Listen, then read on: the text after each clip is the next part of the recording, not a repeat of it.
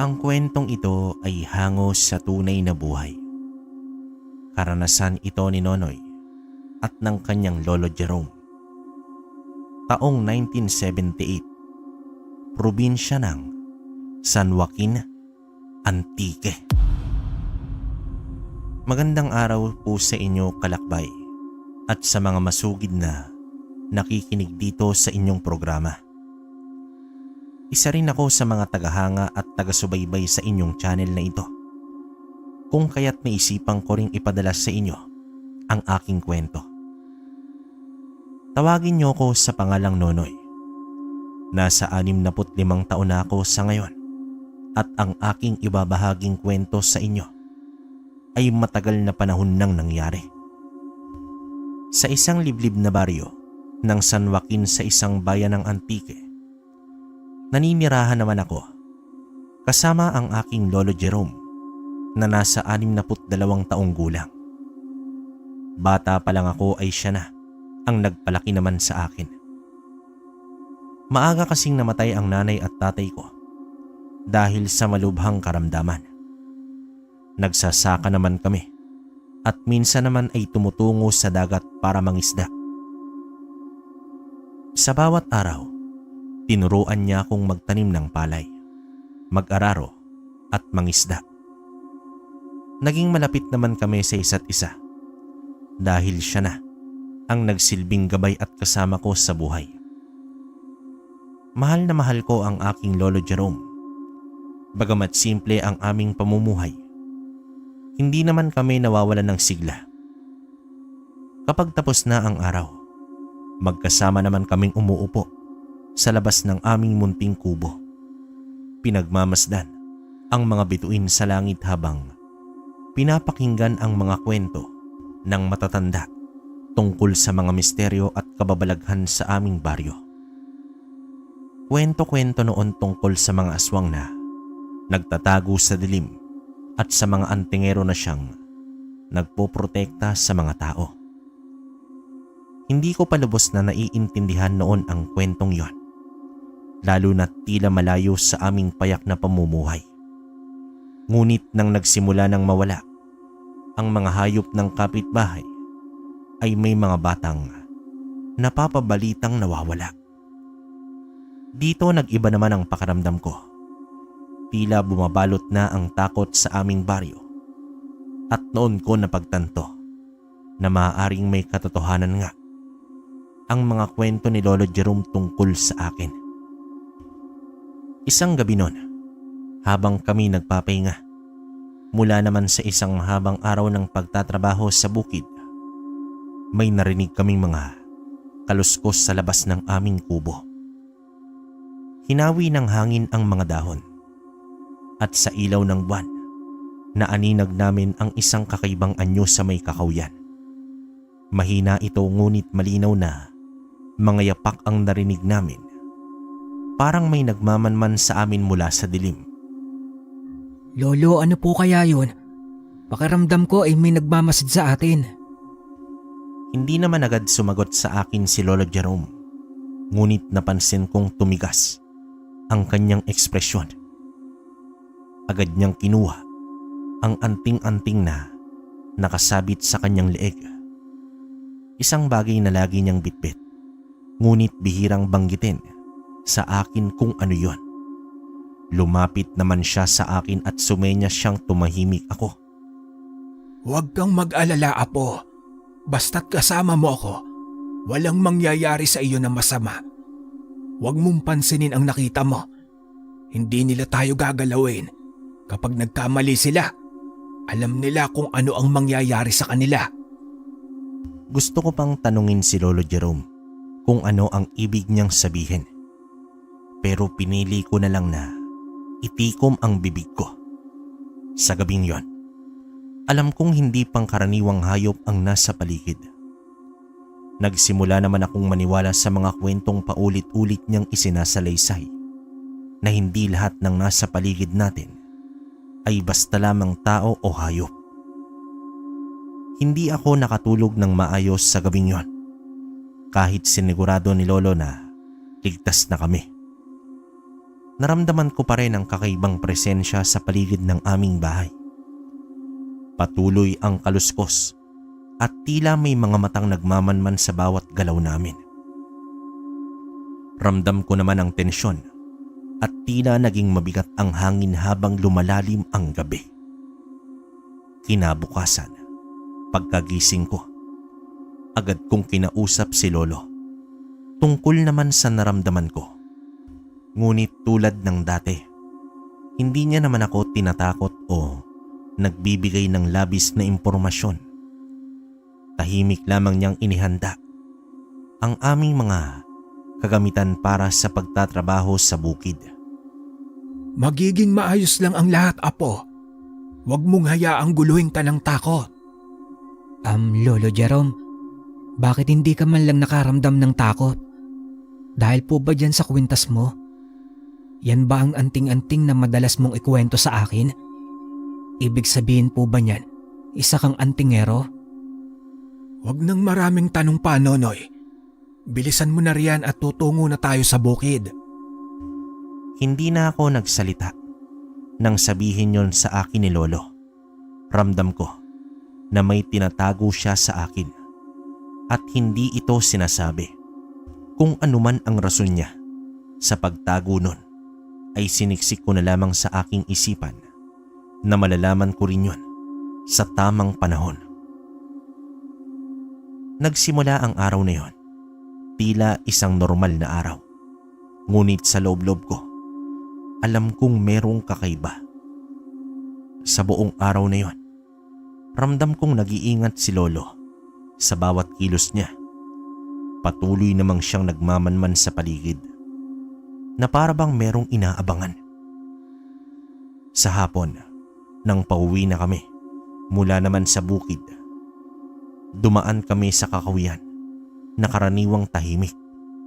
Ngunit sa pagkakataong iyon, may narinig kaming mga alingaw-ngaw, parang boses ng mga batang umiiyak at mga yabag ng isang nilalang na mabigat ang paghakbang.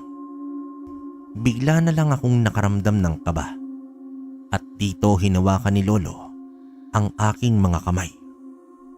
Nonoy, Apo, huwag kang titigil sa paglalakad. Tuloy lang tayo. Huwag mong sundan ang mga boses o ni pakinggan mo man lang. Maaari ka nilang malinlang kapag ganoon. Hawakan mo lang ang kamay ko. Huwag kang bibitaw. Kahit na nanginginig na ako, ay sinunod ko naman siya. Nagtangka naman akong tanungin kung ano ang naririnig namin at pinili ko na lang ang manahimik. Hihintayin ko na lang si Lolo na ang mismong magkwento sa akin ng lahat hanggang sa bigla na lamang siyang nagsalita. Mga nilalang iyon na hindi natin nakikita, Apo.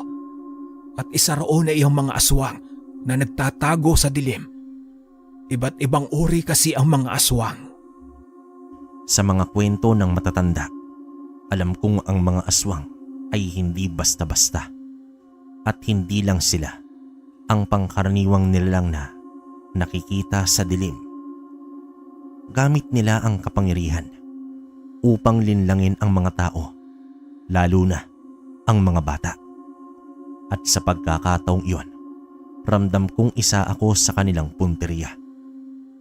Mabuti na lamang at kasama ko ang aking lolo, kung kaya't hindi nila ako malapitan ng sandaling yon. Tuloy-tuloy lang ang lakad namin ni Lolo hanggang sa makalabas na kami ng gubat. Pagdating namin sa bahay, agad na kinuha ni Lolo ang ilang mga lumang gamit mula sa kanyang baul. Nakita ko dito ang mga balisong, mga garapon ng langis at mga dahon ng bawang. Seryoso naman ito habang inihahanda ang lahat ng yon. Sa mga sandaling yon, para bang may pupuntahan itong laban. May paparating na panganib, Apo. Matagal na silang tahimik. Ngunit ngayong gabi, hindi natin sila dapat hayaang manalo. Mukhang sasalakay sila at iyon ang dapat nating paghandaan. Ano pong ibig mong sabihin, Lolo Jerome? Sasalakay ho ba ang mga aswang? Pero bakit? Kukunin ba nila ako? Marahil iyon ang kanilang binabalak, Apo. Kaya sige na at tulungan mo ako sa paghahanda. Hindi ako makapapayag na maging ikaw ay maging biktima nila. Tumango naman ako kay Lolo Jerome ng mga oras na yon. Sa takot ay tinulungan ko siya sa kanyang paghahanda ng mga kung ano. Lumalim na ang gabi at habang nakaupo kami sa upuang kahoy sa may sala, narinig ko muli ang mga yapak sa labas. Pero sa pagkakataong iyon, mas malalakas at mas mabilis ang mga yabag na para bang sila ay nagmamadali. Dito nilamon ng kaba ang aking dibdib. Napatingin naman ako kay Lolo Jerome at napansin kong nagsimula na siyang magdasal hawak ang kanyang mga anting-anting at inihanda na ang mga sandatang nakaabang sa aming harapan. Tumayo naman siya pagkatapos magdasal at tumungo muli sa kanyang baul. Doon ay may kinuha pa siyang isang kwintas na alam kong anting-anting iyon. Lumapit naman siya sa akin at isinuot iyon sa aking leeg. Bertud iyan ng kapre, Apo. Ililigtas ka niyan mula sa kapahamakan at mula sa mga aswang. Huwag mo yang huhubarin kahit na anong mangyari. Simula ngayon ay ikaw na ang nagmamay-ari niyan. Ikaw na ang susundin ng anting-anting na yan. Gamitin mo yan sa kabutihan. Pero Lolo, ano ho bang gagawin ko rito? Huwag kang mag-alala, Apo. Tuturuan kita pagkatapos ng gabi na ito. Sa ngayon, kailangan muna nating harapin ang mga nilalang na nasa labas. Sige po, Lolo Jerome. Bantayan mo ang paligid, Apo. Ano man ang mangyari, huwag kang aalis sa may tabi ko. Tumango naman ako sa mga bilin na yon ni Lolo. Maya-maya pa, lumitaw ang ilang anino mula sa likod labas nang mapatingin kami sa may bintana. Hindi nga ako nagkamali, kalakbay. Hindi iyon mga ordinaryong tao. Bigla naman ang pag-ikot ng hawak ko sa anting-anting na bigay sa akin ni Lolo Jerome. Hindi ko maiwasan ang kabahan, lalo na at naroon na ang mga aswang sa labas at tila naghihintay ng pagkakataon para umatake sa amin ni Lolo. Sa mga sandaling yon, napansin ko si Lolo na hindi man lang natatakot. Tumayo siya ng buong tapang, hinigpitan ang hawak sa kanyang anting-anting at dito bumigkas ng mga salita na hindi ko naiintindihan. Bigla namang bumalot ang malamig na hangin sa paligid namin na para bang may puwersa siyang inakit upang protektahan kami. Pagkatapos nun ay hinugot niya ang mahabang latigo sa ibabaw ng mesa. Ang pagkakaalam ko ay latigo iyon na buntot pagi na siyang makapagpipinsala rin sa mga masasamang aswang. Sunod nun ay itinali ni Lolo Jerome ang itak sa kanyang bewang. Ako naman ay kinuha ko ang maliit na punyal na naroon at naglagay ng dahon ng gabi sa aking noo at tinalian iyon gamit ang panyo na kulay pula, palibot naman sa aking ulo. Dito sinabihan ako ni Lolo Jerome na sundin ko lang daw ang mga binibigkas niyang salita. Sinunod ko naman siya at noong nasa kalagitnaan na ng dasal ay bigla kong naramdaman ang malakas na enerhiyang bumabalot sa bata kong katawan. Hindi ko pa maiwasan ang matakot nun sa pag-aakala na baka may mangyari sa aming masama. Ngunit tinapakan ko pa rin ang aking sarili nang marinig ang sunod-sunod na kalabog mula sa labas. Sa pakiwari namin ni Lolo nun ay sinisira na ng aswang ang buong bahay. Dito humanda naman kami nang bigla na lamang nasira ng isang aswang ang pinto namin na gawa sa kawayan. Ngumisi naman ito nang makita niya kami. Ako naman sa mga oras na yon ay nabato sa aking kinatatayuan. Ni maski ang kumurap ay hindi ko ginawa dahil naman sa gulat. Dito nanginig ang bukong katawan habang nakatitig sa pangit na nilalang sa pangit na aswang na noon ko lang din nakita. Nakaubad ang buong katawan nito na makintab. Meron itong mahabang mga kuko at dila. Matutulis ang ngipin at purong mapupula ang mga mata. At ang buhok nila ay napakagulo at itim na itim. Agad naman akong hinila ni Lolo patungo sa kanyang likuran. Para bang pinoprotektahan niya ako mula sa aswang na nakaabang sa pinto. Mas lalong nadagdagan ang takot ko nang may sumunod pang 3 sa unang aswang. Dito narinig kong nagmura si Lolo. Hindi ko alam nun kung bakit naman siya nagmura. Kung sa labis na takot ba o sa galit. Nonoy Apo, dyan ka lang. Huwag kang aalis hanggat wala akong sinasabi. Bakit po, Lolo? Saan ka ho pupunta? Haharapin ko lang ang mapangahas na mga aswang na ito. Tuturuan ko lang sila ng leksyon. Bago pa ako makapagsalita, ay iniwan na ako ni Lolo at mabilis siyang sumalakay sa aswang. Pwersahan niyang pinagsisipa ang mga ito palabas ng aming bahay. Pagkatapos noon, nasa labas na ang 4 na aswang, ay agad na may dinikit si Lolo Jerome sa pinto namin. At dito ay nagsaboy na siya ng asin sa may sahig namin. Ako naman ay nanatili lang sa kinatatayuan ko at sinunod ko ang utos ni Lolo Jerome. Pero kitang-kita ko siya sa labas kung papaano siya makipaglaban sa mga aswang. At doon ko nalaman kung sino talaga si Lolo.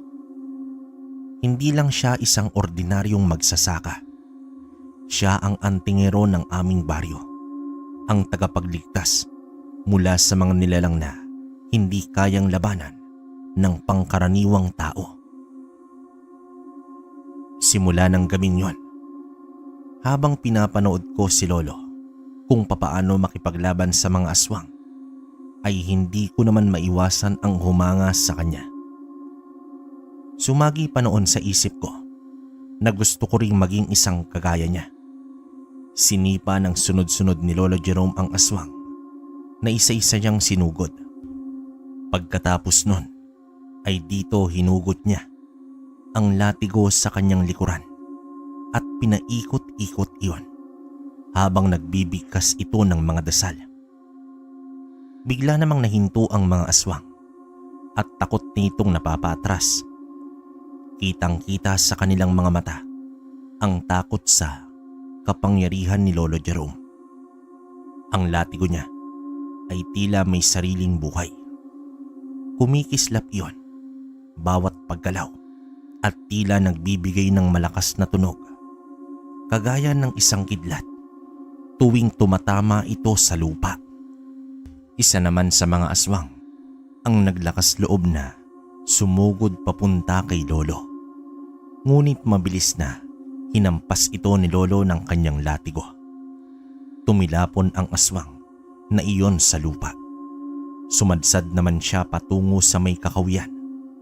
Pagkaraan lamang ng ilang sandali ay tumayo naman ito habang hawak-hawak ang kanyang brasong tinamaan ng latigo.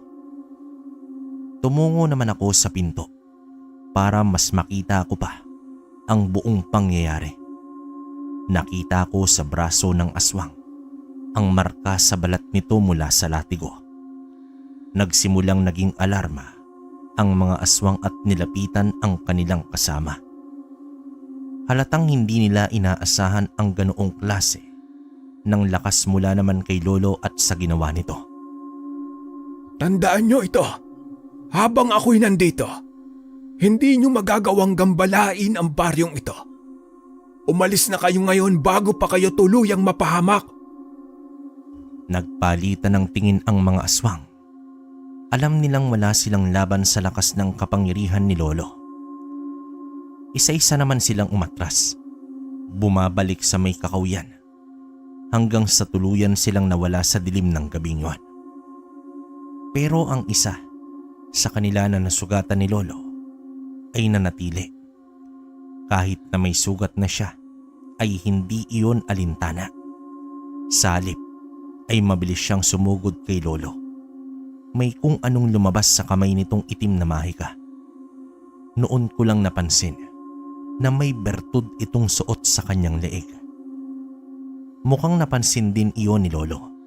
Ngumisi naman ito at hinintay na makalapit sa kanya ang aswang.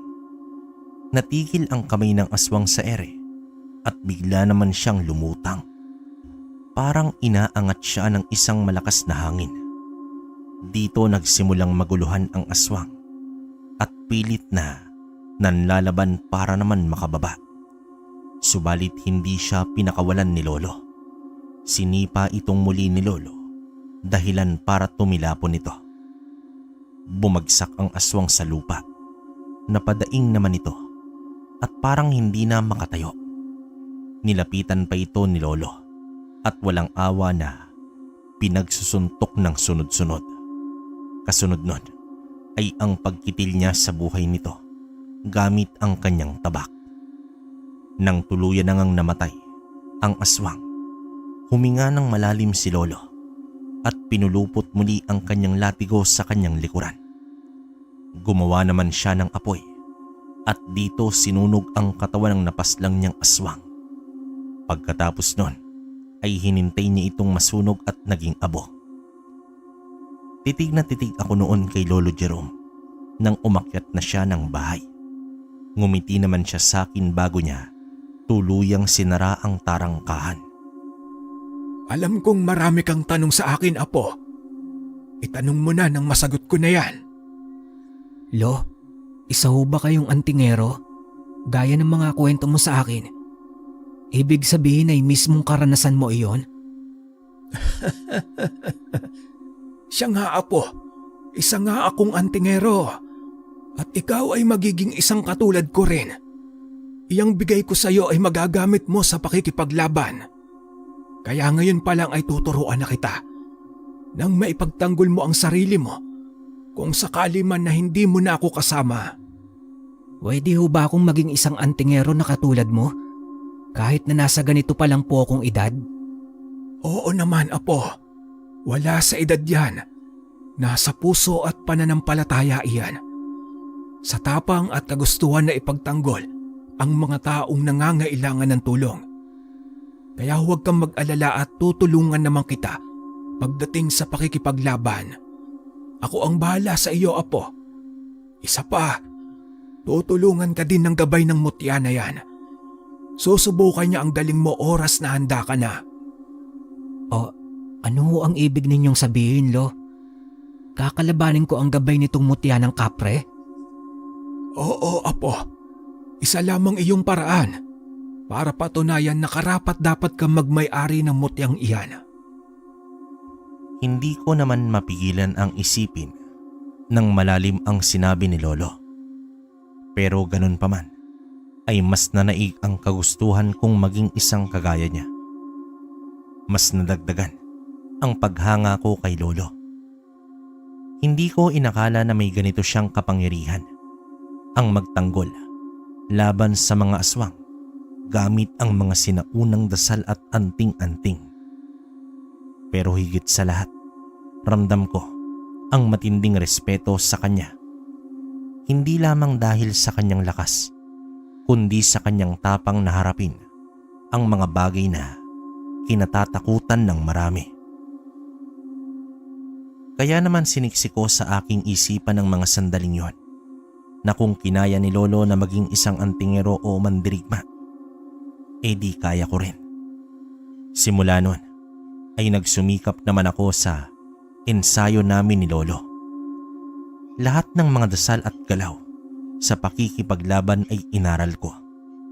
Wala akong pinalampas sa kagustuhan ko na maging isang kagaya niya. Dumating naman ang araw kung saan handa na raw ako, sabi ni Lolo. Alam ko na raw lahat ng mga itinuro niya sa akin at wala na raw siyang idadagdag doon. Kaya nang sabihin niya sa akin na haharapin ko na raw ang gabay ng mutya, ay hindi ko maiwasan ang kabahan at maging sabik. Hindi na ako makapaghintay na makaharap ito at subukin ang aking kakayahan. Tumungo naman kami sa pusod ng gubat sa aming baryo. Hinintay namin ang orasyon para magpakita sa amin ang gabay na sinasabi ni Lolo. Nag-alay muna siya ng dasal at ilang pagkain sa isang malaking puno na mayabong. Tahanan daw iyon nang gabay na siyang magbibigay sa kanya ng mutya ng kapre. Pagkatapos nun ay tinawag niya na ang pangalan ng gabay ng mutya. Dito dumaan ang ilang sandali at humangin ng malakas. Sa isang dilim, unti-unting nabubuo ang isang anino. Mula sa maliit hanggang sa palaki iyon ng palaki. At ganun na lamang ang gulat ko nang makita ang dalawang pulang mga mata na nakatingin sa amin mula sa itaas ng puno. Sa sinag ng buwan ay nakita ko ang itsura nito. Itim ang buong balat nito, mahaba at magulo ang buhok at may mga kwintas na suot maging sa paa, leeg at kamay. Ang kasuotan lamang niya ay isang uri ng bahag. At ang kanyang itsura ay talaga namang nakakatakot. Tanging mapupulang mata lamang niya ang makikita sa dilim at ang suot at ang sindi ng kanyang tabako. Hindi ako pwedeng magkamali. Isa iyong kapre. Ramdam ko ang panginginig ng aking buong katawan habang nakatitig sa kapre. Tiningnan ko naman si Lolo at ni hindi ko man lang siya nakitaan ng takot. Salip ay nakangiti pa ito. Masaya ako na makita kang muli, aking kaibigan. Nandito nga pala kami ng apo ko para ipakilala siya sa iyo. Siya ang binigyan ko ng iyong mutya. Sa tingin ko ay handa na siya. Ang pangalan niya ay Nonoy. Binalingan naman ako ni Lolo at sa kanya ako tinanguan. Parang sinasabi niyang magpakilala ako sa kapre. Yumuko naman ako para magbigay ng galang sa gabay ng aking mutya. Nagpakilala naman ako sa kanyang si Nonoy. At saka rin siya nagpakilala bilang si Ape. Matagal na raw niyang hinihintay ang pagdating ko para subukin ang kakayahan ko at kung papaano ko gamitin ang mutya. Nang matapos ang pagpapakilala namin sa isa't isa, ay agad niya naman akong hinamon sa isang duelo. Kung sino raw ang siyang matutumba at lalagpas sa bukana ng gubat ay siyang talo. Kaya dapat daw gagawin namin ang lahat para hindi iyon mangyari.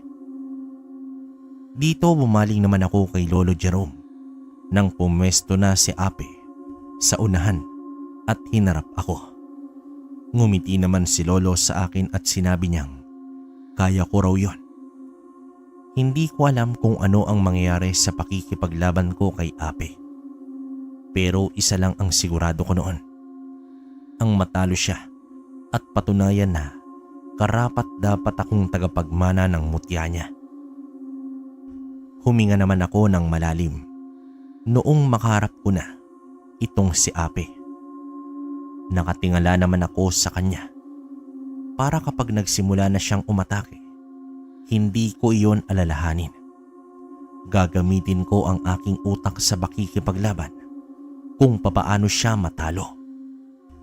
Nagsimulang kumilos si Ape at mabilis niyang inangat ang paa niya para sana sipain ako. Pero agad ko yung iniwasan.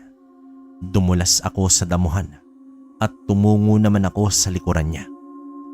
Iyon ang pagkakataon ko para umakyat sa likuran niyang mabilis. Dito nagwala si Ape at sinubukan niya akong abutin sa kanyang likuran. Pero hindi niya ako basta-basta naabot. Sa mga sandaling yon, marahas naman siyang tumakbo at saka lumundag. Doon ko napagtanto na ibabagsak niya ang kanyang katawan sa lupa para ipitin ako. Mabuti na lamang at mabilis akong kumilos. Nakalukso naman ako sa lupa bago pa tumama ang likuran niya sa lupa. Gumulong naman ako sa may damuhan at agad na tumayo. Nanlilisik ang mga mata ni Ape nang lingunin niya ako. Mabilis niya akong dinampot pero agad naman akong nakaiwas. Umakyat ako sa paa niya at saka ko ito sinuntok sa may sikmura. Dahil sa kapangyarihan ng mutya ay malakas ang suntok ko na katumbas din ng lakas niya o sobra pa roon. Tuloy-tuloy ang pagbagsak ni Ape sa lupa, ngunit agad din naman siyang tumayo. Isang pitik niya lang sa akin noon ay tumilapo na ako. Mabuti na lamang at nakakapit ako sa isang sanga ng punong kahoy. Kung hindi, ay lumagpas na sana ako sa bakuna ng gubat. Natuwa naman ako ng sandaling yon dahil kahit anong pagbagsak ko o atake man ni Ape sa akin ay parang walang epekto yon. Mabilis din humilom ang mga sugat kong natamo mula naman sa pagkakagulong at pagbagsak. Muli kong sinugod si Ape at sa pagkakataong iyon, sinipa ko siya sa kanyang muka. Pumulot ako ng isang bato at pinalipad iyon sa kanyang noo. Hindi niya yon naiwasan kaya't bumagsak siya at nawala ng malay. Dito napatingin naman ako kay Lolo. Nang mabilis siyang lumapit sa akin, inakbayan niya ako. Saka ito dahang-dahang ngumiti. Magaling, Apo. Ngayon ay isa ka na ngang tunay na mandirigma. Natutuwa ko at lahat ng mga itinuro ko sa iyo ay natutunan mo. Maraming salamat po, Lolo Jerome. Pero ano bang mangyayari sa kanya? Magigising ho ba siya at magagalit sa akin? Hindi, Apo. Hintayin mo at makikita mo ang susunod na mangyayari. Huwag kang magugulat. Dito naghintay nga kami ni Lolo ng ilang sandali pa.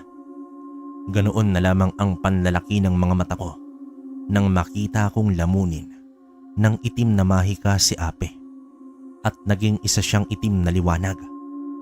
Lumipad naman iyon sa ere at tumungo sa aming mutya na nakakabit sa aking leeg.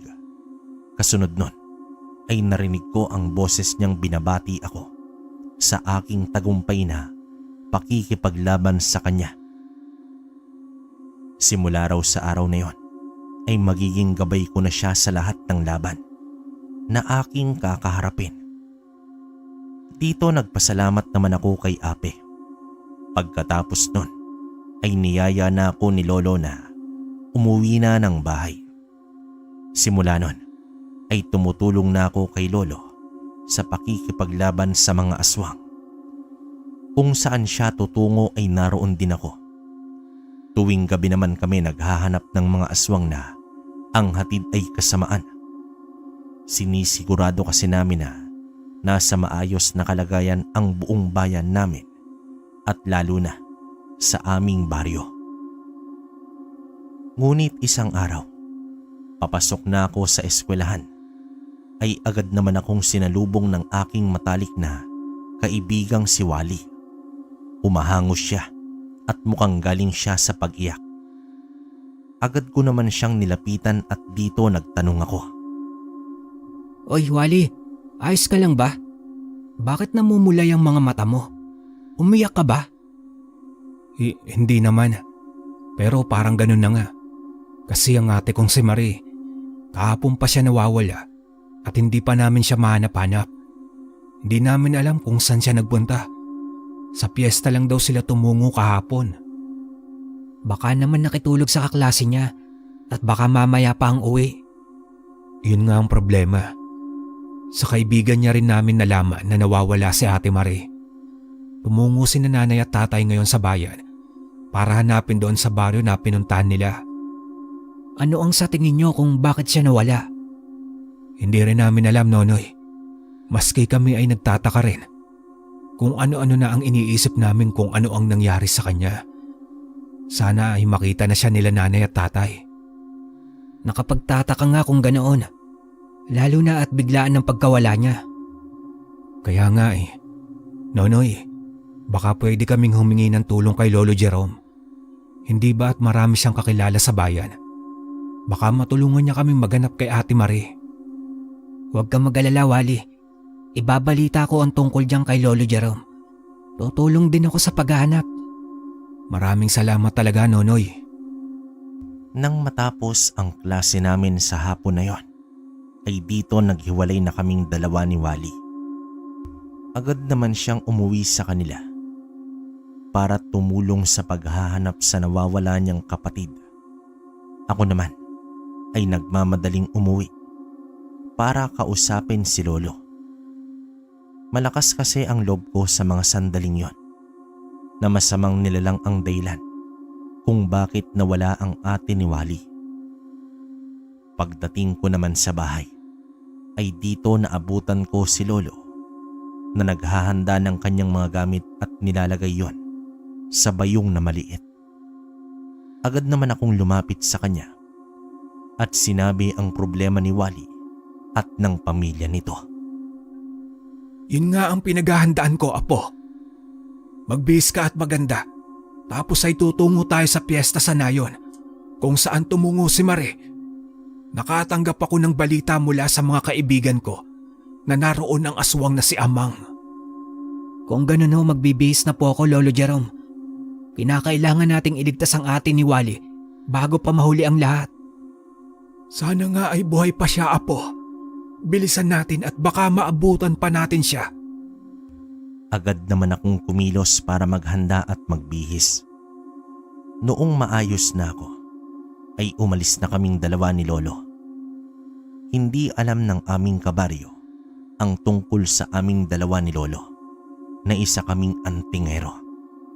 Mas minabuti ni Lolo na itago ang tungkol sa bagay na yon para daw hindi kami mapahamak na dalawa. At para na rin daw, hindi kami madaling puntiryahin ng aming mga kalaban. Isa pa, ay para daw hindi manganib ang aming baryo.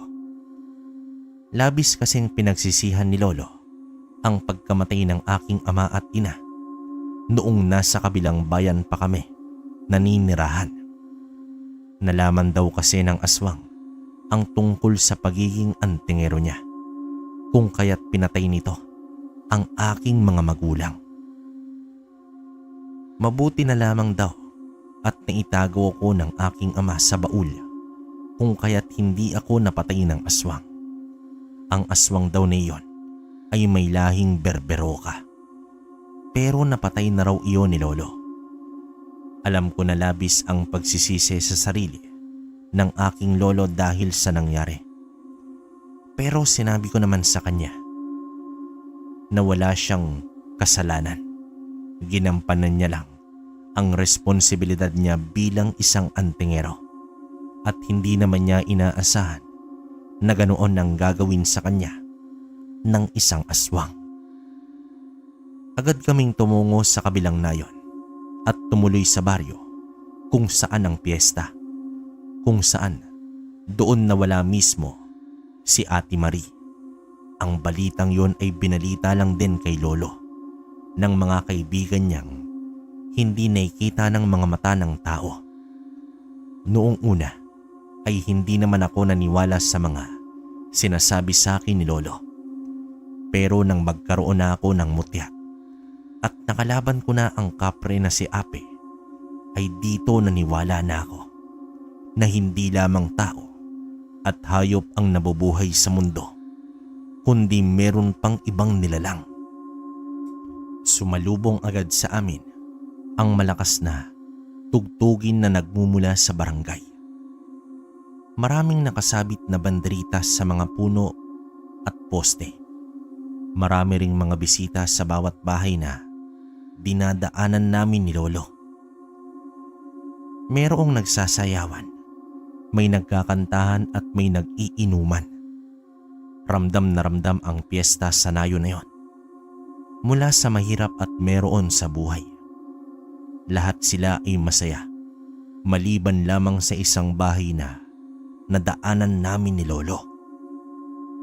Dito huminto kaming dalawa at agad na nagkubli sa isang punong kahoy at nagpanggap na nag-uusap. Pero ang mga mata ni Lolo ay sa tahimik na bahay na yon. Nonoy Apo, yan na ang bahay ng aswang na si Amang. Nararamdaman ko ang enerhiyang nagbumula sa aking anting-anting. At ang pag-iinit nito, iisa lang ang ibig sabihin nun. Nariyan lang siya sa loob. Ramdam ko rin po ang pag-init ng aking mutya, Lolo. Pakiramdam ko rin ay narito sa aking likuran si Ape para gabayan ako sa kung ano man ang mangyayari. Humanda ka, Apo. Palabas na ang tao mula sa loob ng bahay. Susundan natin siya. Hindi na ako nakaalma nang hilahin na ako ni Lolo. Nagpanggap kaming dalawa na nag-uusap at nagkakatuwaan. Pero hindi namin inaalis ang tingin noon sa lalaki. Napansin naman namin na luminga-linga ito at pumasok sa isang masukal na gubat. Paggabi na yon at halos hindi na rin makita ang buong paligid. Sinundan pa namin ang lalaki. Nag-iingat kami sa bawat hakbang namin ni Lolo para hindi nito marinig na nakasunod kami sa kanya. Bigla namang huminto itong si Amang. Luminga-linga muna siya. Parang sinisigurado niya kung may makakakita sa kanya o wala. Noong masiguro niya na walang ibang taong naroon, kung di siya lamang ay bigla niyang kinuha ang isang maliit na bote mula naman sa kanyang bewang. Pagkatapos nun ay nakangisi siyang nagpahid sa kanyang katawan ng laman ng bote. Buong katawan niya ay pinahiran niya ng likido na yon na kung hindi ako nagkakamali ay isang uri ng langis. Hinila naman ako ni Lolo sa isang madamo na halaman at pinatahimik niya ako. Tumango naman ako sa kanya at ilang sandali pa ay luminga ako sa kinaroroonan ni Amang. Bigla itong lumuhod sa damo habang nakapikit ang mga mata. Pagkatapos nun ay may mga salita siyang binitawan pero hindi namin maintindihan ni Lolo. Pero kung pagbabasihan ang kanyang galaw ay mukhang gumagawa ito ng isang orasyon o nagpapalit ng anyo. Hinanda ni Lolo ang kanyang latigo at tabak. Ako naman ay inipon ko ang lahat ng lakas ko para labanan ang mga aswang. Makaraan ang ilang sandali ay binuksan ni Amang ang dala niyang bote ng langis at ibinuhos iyon sa kanyang kamay. At unti-unti niya iyong pinahid sa kanyang buong katawan. Ilang sandali pa ay sumigaw itong si Amang. Isang sigaw na parabang pinapahirapan siya. Humaba ang kanyang mga kuko sa kamay. Tinubuan ng mga itim na balahibo ang kanyang katawan. Humaba rin ang kanyang buhok at ang kanyang mga mata ay napakapula. Para itong isang dugo sa sobrang pula. Ngumisi naman siya kung saan lumabas ang napakahaba niyang pangil. Apo, humanda ka. Malakas ang isang ito. Hinding-hindi natin siya basta-basta na matatalo. Nararamdaman ko na may bertud siyang tangan na mukhang galing sa isang masamang nilalang din. Opo, Lolo, huwag kang mag-alala. Nakahanda ako sa kung ano man ang mangyari. Pero sisiguraduhin ko na mamamatay ang aswang na yan. Hindi ako makapapayag na magtagumpay siya. Hindi tayo pababayaan ng mga tangan natin, Apo, at lalo na ng Panginoon. Bumaling sa amin itong si Amang na nanlilisik ang mga mata. Noon ko nakita na may buntot ito at patulis iyon. Para itong isang demonyo na aswang. Pagharap pa lamang niya sa amin ni Lolo ay ramdam ko na ang masamang enerhiyang bumabalot sa kanya. Humigpit naman ang pagkakakuyom ko ng aking dalawang kamay. Ilang sandali pa ay naramdaman ko ang mainit na kamay na humawak sa aking balikat. Pagtingin ko sa aking likuran ay nakita ko ang aking gabay na si Ape. Tumango naman siya sa akin na parabang pinapahiwatig niya na huwag akong kabahan at mag-alala dahil naroon lamang siya para tulungan ako. Dahil sa kanyang presensya ay nawala ang takot na bumalot sa dibdib ko kanina. Mas lalo lamang nanaig ang determinasyon ko na matalo itong si Amang.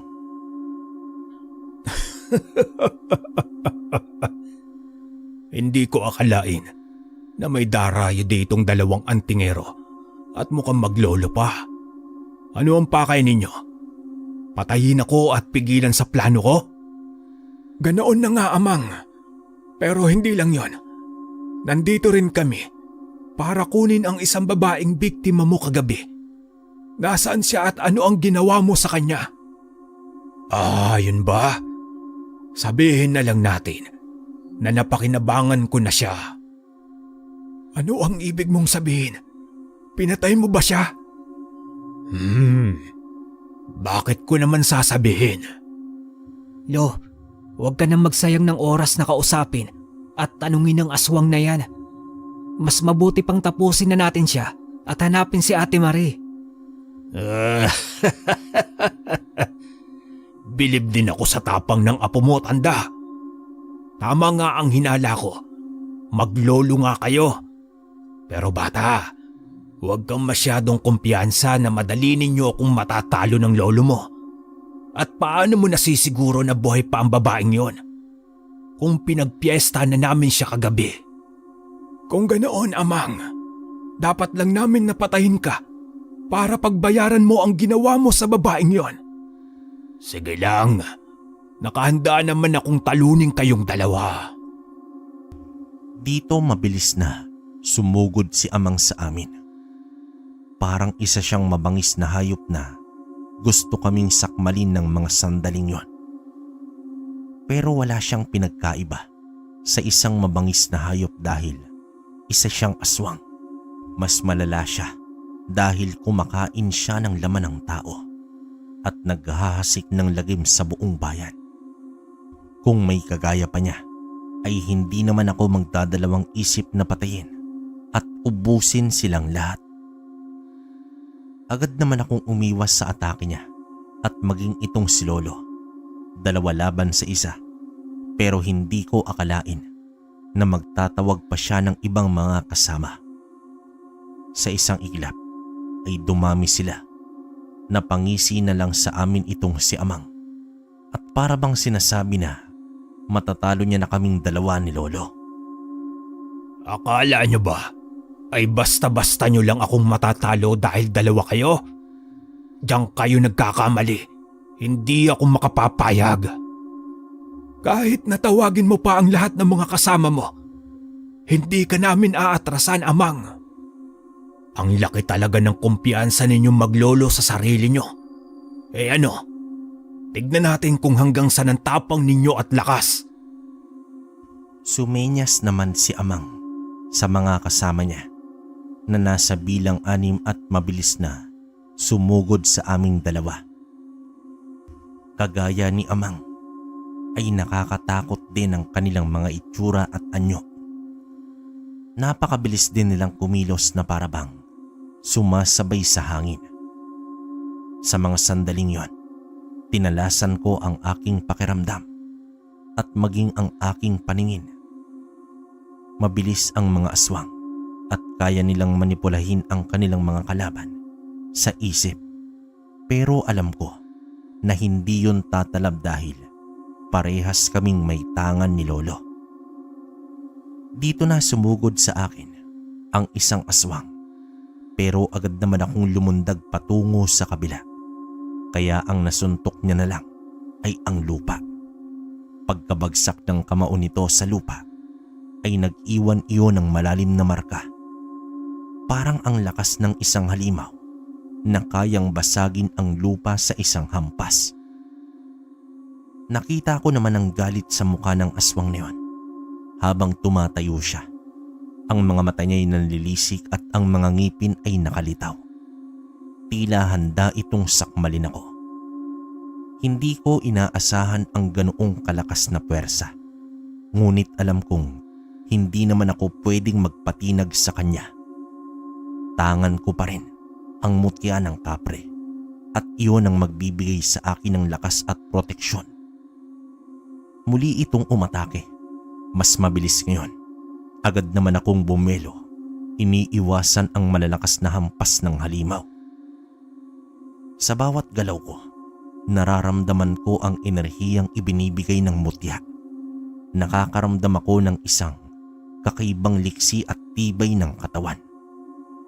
Sa isang mabilis na hakbang, pumosisyon ako sa likuran ng aswang na yun at mabilis na itinama ang isang sipa sa kanyang likod.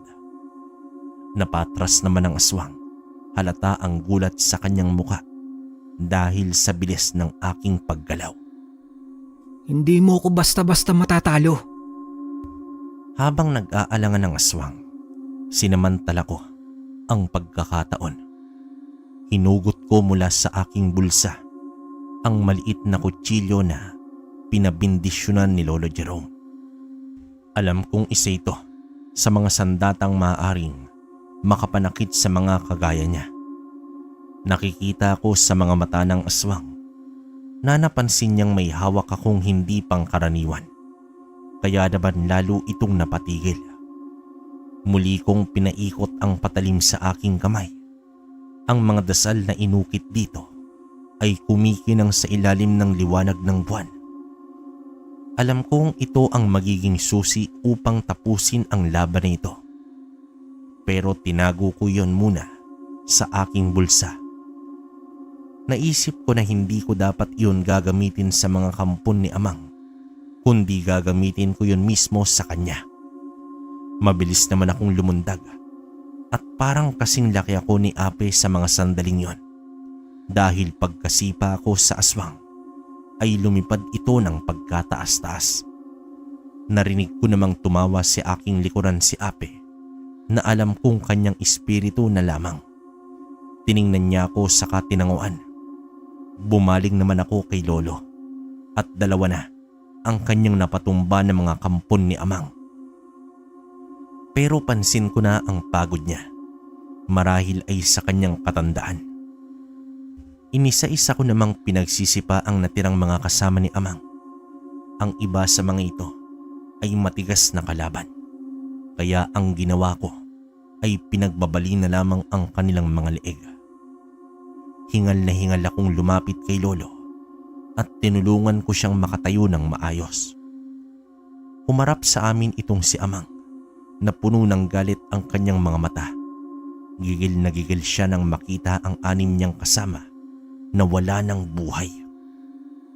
Ngayon, Amang, pag-isipan mo ang magiging desisyon mo. Magbagong buhay ka na at sabihin mo sa amin kung saan mo dinala si Mare. At bakit ko naman iyong gagawin? Hindi ibig sabihin na natalo na ninyo ang mga kasamahan ko ay susuko na lamang ako basta. Pues nagkakamali kayo. Mas lalo lamang ninyo akong binigyan ng rason para mas kalabanin kayo. Kung ganoon, hindi na rin namin sasayangin ang pagkakataon na ito.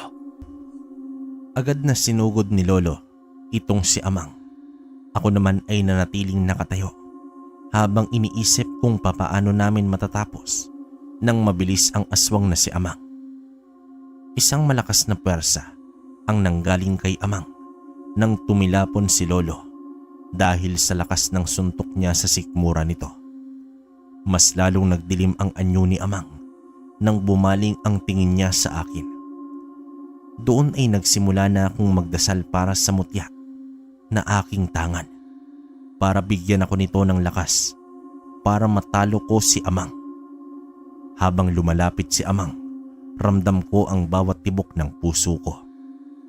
Hindi ko maipaliwanag, pero sa bawat salita ng dasal na binibigkas ko ay dumadaloy ang kakaibang enerhiya mula sa mutya, papunta naman sa buo kong katawan. Nagsimulang kumislap ang mutya at kasabay nun, unti-unti akong nababalot ng kakaibang init. Si Amang, na kanina tila walang takot, biglang nagdalawang isip. Kitang-kita ko sa kanyang mga mata ang pag-aalinlangan. Ngunit hindi naman siya umatras. Sa halip, mabilis siyang sumugod patungo sa akin. Ang mga kamay niya handang umatake. Sa isang iglap, nagawa kong iwasan ang kanyang hampas. Hinugot ko mula sa aking bulsa ang kutsilyo na nabindisyonan at mabilis ko yung itinarak sa kanyang balikat. Dito sumigaw ng malakas itong si Amang. Ang kutsilyo na yon, hindi pangkaraniwang sandata lang. Alam kong malakas ang enerhiyang nagmumula roon at ang kapangyarihan nitong nagmumula sa mga dasal at sa aking mutya. Ano ito? Ang kutsilyo na ginamit ko ay pinabindisyonan namin sa simbahan ni Lolo Jerome. Dinasalan namin iyan sa loob ng 7 gabi at sa isang tarak lang niyan sa katawan mo ay ikamamatay mo, Amang. Hindi totoo yan. Hindi niyo ako mapapabagsak na maglolo. Ngumiti lang naman ako kay Amang. Lumapit sa akin si Lolo at muli kaming nagdasal. Mas malakas ngayon at mas mariin. Ang hawak namin sa aming mga mutya, ramdam ko na handa na naming tapusin ang labanan. Napatitig naman ako kay Amang nang tumayo siya. Iniwan ko si Lolo na nagpatuloy sa pagdarasal. Habang umaatras si Amang, tumakbo naman ako papunta sa kanya. Sinamantala ang kanyang panghihina. Sa isang malakas na sigaw, hinugot ko ang aking buong lakas at mabilis ko siyang sinuntok sa kanyang likuran. Para siyang isang magaan na bagay na tumilapon sa may kakawyan. Sunod-sunod ang pagkakatama ng kanyang katawan sa mga nagtataasang kahoy, dahilan para malaglag ang mga tuyo at patay ng dahon. Dito sinundan ko si Amang hanggang sa bumagsak ito sa lupa. Hinang-hina na siya, puno ng sugat ang kanyang katawan at dumurugo iyon. Tiningnan ko siya at sa mga sandaling yon, nakita ko sa mga mata niya ang labis na takot. Ang itim na usok na bumabalot sa kanyang anyo ay unti-unting nawawala. Habol-habol niya ang kanyang hininga. Magsasalita pa sana si Amang nang mabilis ko siyang sinuntok sa mukha. Basag ang bungo niya dahil sa malakas na puwersang nagmula naman sa akin. Wala nang buhay si Amang. Patay na ito. Dito tumingin ako kay Lolo na noon ay nasa likuran ko na pala. Tinapik niya ako sa aking balikat at pinisil-pisil pa ako. Magaling, Apo. Ngayon, alam mo na kung gaano kalakas ang mutya sa tamang paggamit. Pero tandaan mo, hindi laging ganito kadali ang susunod na laban. Sigurado ako na marami pa tayong haharapin ng mga aswang. Kaya patuloy lang tayo sa pagpapalakas. Tatandaan ko po yan, Lolo. At hindi na ako makapaghintay na tumulong sa ating kapwa at puksain ang mga masasamang nilalang. O siya, sunugin na natin ang katawan ni Amang at ng iba pa niyang kasama. Tumango naman ako kay Lolo nang marinig ang sinabi niya. Sinunog nga namin ang mga katawan ng mga aswang na napatay namin ng gabing yon. Pagkatapos nun ay iniwanan na namin ang mga ito. Agad naman kaming nagtungo sa bahay ni Amang dahil malakas ang kutob namin na naroon pa si Marie. Hinalughog namin ang buong bahay ni Amang at nakita nga namin si Marie sa ilalim ng bahay nito na walang malay at ang 2 bata. Dito nagdasal kaming 2 ni Lolo at hinipa namin sa sentido si Ate Marie at ang 2 bata. Ilang saglit pa ay nagkaroon na sila ng malay at tama nga ang inaasahan namin ni Lolo na wala silang maalala kung papaano sila napunta roon Dinala naman namin sila sa may barangay at ang 2 bata para maibalik ito sa kanilang pamilya. Dito nagpasalamat naman sa amin ang kabesa de barangay na yon at ang mga magulang ng 2 bata. Si Ate Marie naman ay sinama na namin pauwi sa aming nayon. Personal namin siyang hinatid sa kanila. Tuwang-tuwa naman at nag-iyakan ang pamilya niya nang makita siyang ligtas. Lumapit naman sa amin si Wally at pinasalamatan kaming 2 ni Lolo. Maraming salamat ho sa tulong ninyo. Pero paano nyo nahanap si Ate Marie, Lolo Jerome at Nonoy? Di ba Wally, sinabi mo sa akin na sa pestahan siya nagtungo? Kaya pumunta kami roon ni Lolo para hanapin siya. Malakas kasi ang kutob ko na naroon ang ate mo. Salamat talaga sa inyo, Nonoy. Bilang pasasalamat ay dito na kayo kumain. Tumango naman kaming 2 ni Lolo. Pinatuloy naman kami ng mga magulang nila. Labis din ang pasasalamat nila sa amin dahil ligtas si Ate Marie. Pinili namin ni Lolo na wag nang sabihin kung bakit napunta si Marie sa bahay na yon dahil sa isang aswang. Malaki na ring tulong na wala itong naalala. Mas mabuti na yon nang hindi na mag-alala pa ng lubos ang mga magulang nila Wally. Pagkatapos ng hapunan ay umuwi na rin kaming 2 ni Lolo sa aming bahay. Pagod na pagod kaming umupo sa upuang kahoy pero hindi naman may tago ang saya namin. Nonoy, Apo, kailangan na natin magpahinga. Bukas ay may panibago na naman tayong pupuntiryahin na aswang. Ho? Saan ho, Lolo? Sa kabilang bayan, Apo. Nabalitaan mo ba na maraming nawawalang mga bangkay roon? Wala po akong nabalitaan na ganyan, Lolo. Bakit ho? Ano bang nangyari? Isang aswang na kumakain ng bangkay na naman ang biglang lumitaw. Kailangan natin itong pigilan bago pa lumala at dumami sila. Kung ganoon po, Lolo, magpapahinga na ako at mukhang isang mabangis na laban na naman ang naghihintay sa atin bukas. Kinabukasan nga ay nagtungo kami sa kabilang bayan kung saan pinag-uusap-usapan ang tungkol sa pagkawala ng mga bangkay at patay. Tumungo naman kaming 2 ni Lolo sa isang lamay na naroon at binantayan namin ang paglabas ng aswang. Noong una ay normal naman ang lahat ng pangyayari sa lamay.